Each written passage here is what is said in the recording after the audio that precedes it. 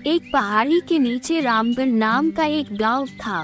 गांव के सारे जानवर हरी घास खाने के लिए सुबह उसी पहाड़ी के ऊपर बसे जंगल में जाते और शाम होते होते घर वापस आ जाते थे।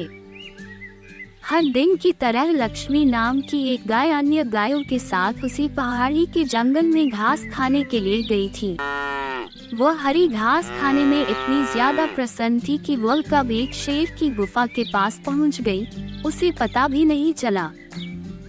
शेर अपनी गुफा में सो रहा था और वह पिछले 2 दिनों से भूखा भी था।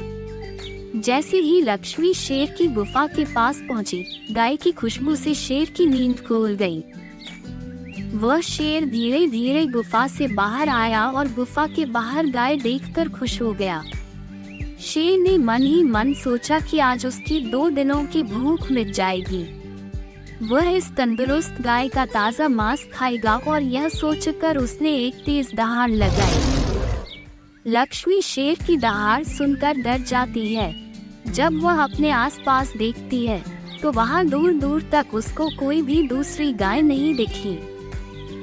जब वह हिम्मत करके पीछे मुड़ी तो उसे सामने शेर खड़ा हुआ दिखाई दिया।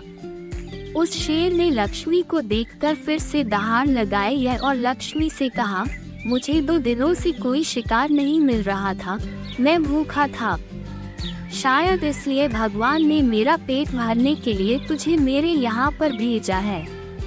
आज मैं तुझे खाकर अपनी भूख मिटा लूंगा। शेर की बात सुनकर लक्ष्मी डर जाती है। वह रोते हुए शेर से कहती है, मुझे जाने दो, मुझे मत खाओ। मेरा एक छोटा बच्चा है जो अभी सिर्फ मेरा ही दूध पीता है और उसे घास खाना अभी तक नहीं आया है। लक्ष्मी की बात सुनकर शेर हंसते हुए कहता है, तो क्या मैं अपने हाथ में आए शिकार को ऐसे ही जाने दूं? मैं तो आज तुझे खाकर अपनी 2 दिनों की भूख मिटाऊंगा। शेर के ऐसा कहने पर लक्ष्मी उसके सामने रोने लगी और विनती करते हुए कहती है कि आज मुझे जाने दो।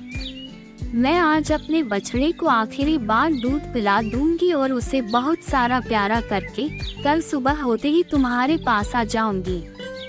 फिर तुम मुझे खा लेना और अपना भूखा पेट भर लेना।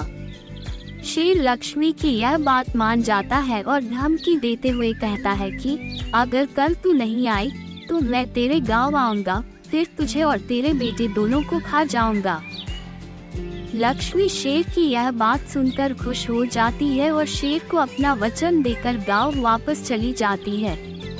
वहां से वह सीधे अपने बछड़े के पास जाती है, उसे दूध पिलाती है और बहुत सारा प्यार करती है। फिर बछड़े को शेर के साथ हुई सारी घटना बताती है और कहती है कि उसे अब अपना ख्याल खुद ही रखना होगा। वह कल सुबह होते ही अपना वचन पूरा करने के लिए शेर के पास चली जाएगी। अपनी माँ की बातें सुनकर बछड़ा रोने लगता है। दूसरे दिन सुबह होते ही लक्ष्मी जंगल की तरफ निकल जाती है और शेर की गुफा के सामने पहुंचकर शेर से कहती है, अपने वचन के अनुसार मैं तुम्हारे पास आ गई हूँ, अब तुम मुझे खा सकते हो। गाय की आवाज सुनकर शेर अपनी गुफा से बाहर निकल कर आता है और भगवान के अवतार में प्रकट होते हैं।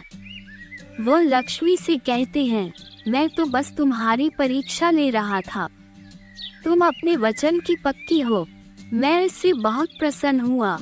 तुम अब अपने घर और बछड़े के पास वापस जा सकती हो।